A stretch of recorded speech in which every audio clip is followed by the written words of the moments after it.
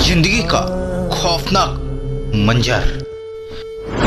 दोस्तों, हालात इस वक्त ऐसे हैं जैसे पैनिक मोड में आ चुके हैं और इसलिए सवाल करना लाजमी हो जाता है कि इस हालात से पूरा देश कैसे बचा जा सकता है।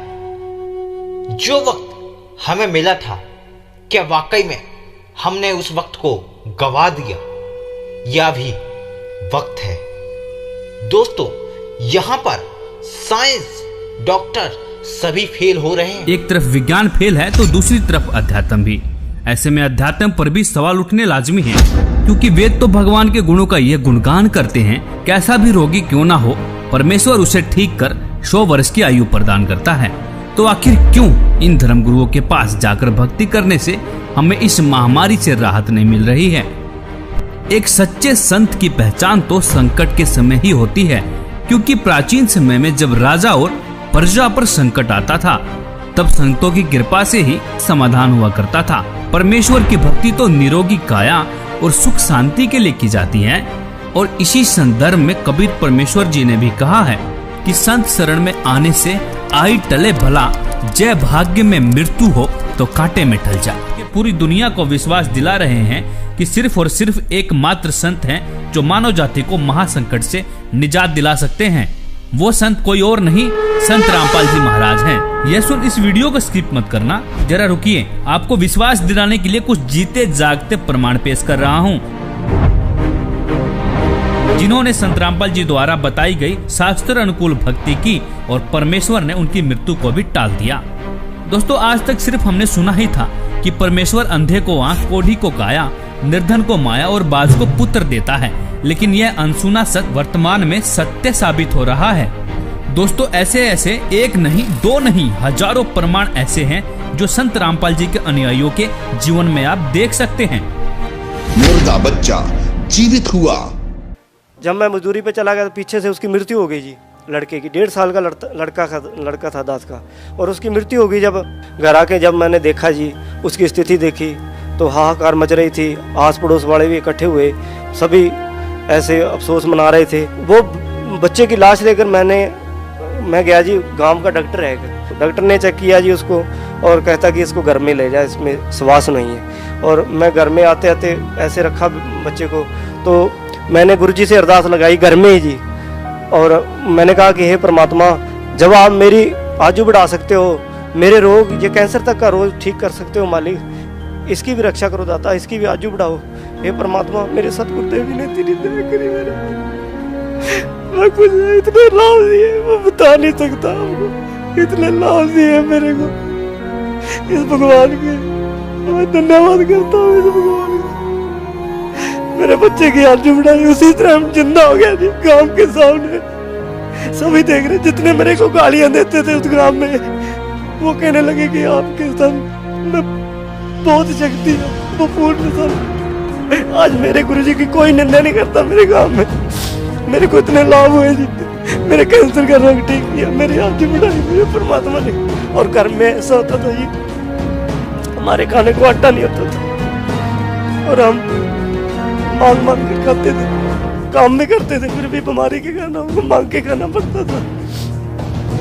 जब से मैंने नाम लिया, मालिक ने बहुत सुख दिया। दे दिया डॉक्टर ने जवाब, फिर कैसे ठीक हुआ बिना दवाई के ला इलाज कैंसर? बोले ये बीमारी ठीक होगी, ये कैंसर है, इसको हम ऑपरेशन नहीं कर पाएंगे और ये और बढ़ जाएगा। जी क्या ये कह रहे हैं कि संत रामपाल जी की भक्ति करने के बाद ये फोड़ा अपने आप फूट गया, अपने आप ठीक हो गया, अपने आप ही इसी से ले ली, ये सब अपने आप हुआ है? कुछ ऑपरेशन वगैरह डॉक्टर ने? एक पैसे की दवा नहीं करा, आप यार ठीक है। और कति ज्ञान सुनकर समर्पित हो जाओगे तो आपकी कैंसर का बाप भी ठीक हो जा। भगवान किसे कहते हैं? वाह भाई वाह।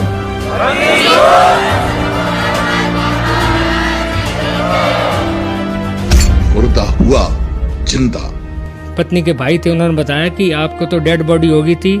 जिस समय डेड बॉडी, उस समय पूरे हॉस्पिटल में मतलब ये विषय का रहा कि वो ख़त्म हो चुका, और हर जगह मतलब ये बता दिया गया कुलवंत दास जी मृत घोषित हो गया। मेरे घर में आना जाना रोना धोना हो गया था।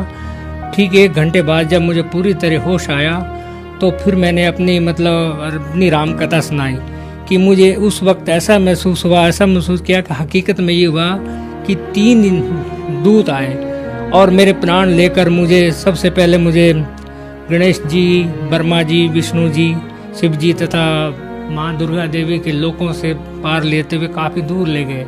आखिर में मैं जाता हूँ, आखिर जब मंजिल पे पहुँचता हूँ ऐसा मुझे महसूस हुआ ये सतलोक, मिनी सतलोक ही है। तो वहाँ गुरु रामपाल जी महाराज जी एक सामने खड़े थे।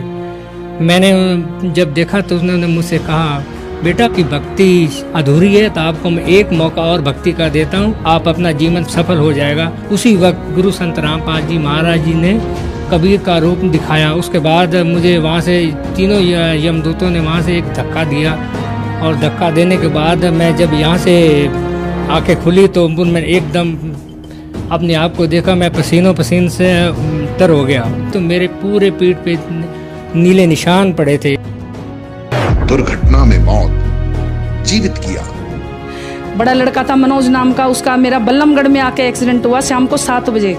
जब भी लड़के को ऐसे लिटा दिए, मेरे सर पे से चादर उतार दिए, सोल उतार कर उसको ढक दिए और अंगूठे दोनों बांध दिए लड़के के, जैसे संसारे में बांधते हैं। बांधने के बाद हम फिर मैं संत रामपाल जी महाराज से प्रार्थना लगाई, हे मालिक, मैं जय गुरुदेव की भक्ति से गई थी, पति को खो के गई थी, मैं पति खत्म हो गए थे, उसके बाद में आपकी भक्ति ली थी, ये होने वाला था, तो आप इसकी शादी क्यों की?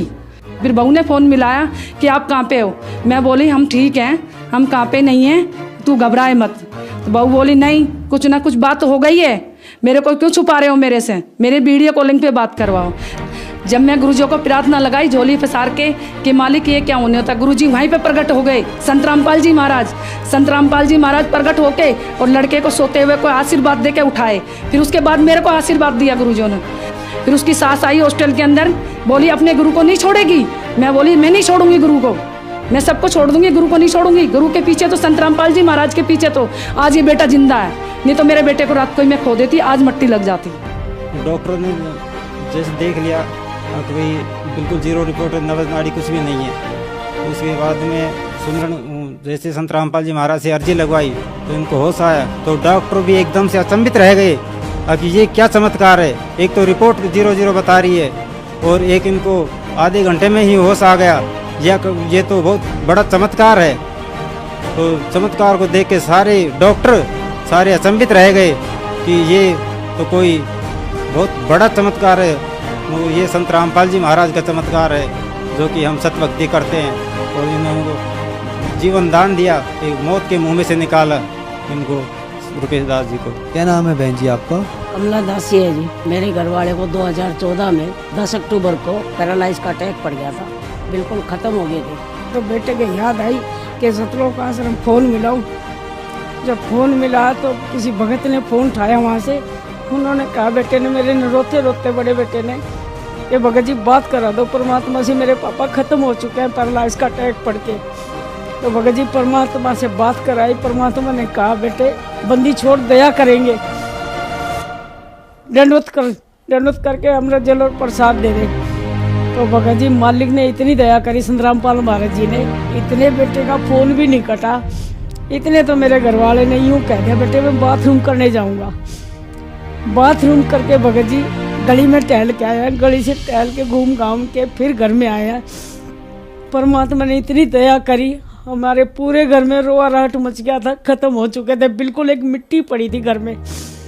इतनी दया करी मालिक ने, मैं आपसे बता नहीं सकते, हमारा सारा कुनबा रोआ राहट मच गया था घर में। उसके बाद भगत जी सुबह गए सतलोक आश्रम, तो परमात्मा दर्शन देने आते हैं, सर पे हाथ रख के कहते हैं कौन मरा है? अभी नहीं मरा है, भक्ति कर बेटे दब के। उसके बाद सर जी आपको क्या बताऊं, इतनी दूर बेटा खड़ा था, उससे क्या भक्ति कर बेटे, कौन मरा तेरा बाप? जो 3 हार्ट अटैक हो चुके थे उससे पहले तो डॉक्टरों ने ये कहता था इतने जिएंगे, इतने ये दवाइयाँ खाते रहेंगे। आज 7 साल होने को है भगत जी, सारी दवाइयाँ छुट्टी हुई उनकी, 4 बार पैरालाइज हो लिया, 3 हार्ट अटैक, 7 अटैक कम नहीं होते भगत जी। आपको क्या क्या लाभ बताऊं, मालिक ने इतनी दया कर रहे हैं। संत रामपाल महाराज जी ने पूरा जीवन दान दे रखा है। संत रामपाल जी की उदाहरण के लिए अनुयायियों के अनुभव के वीडियो लिंक डिस्क्रिप्शन में देख सकते हैं। सवाल उठना तो आप भी दुखों से छुटकारा पाना चाहते हैं तो आज ही बुक करें निःशुल्क पुस्तक ज्ञान गंगा।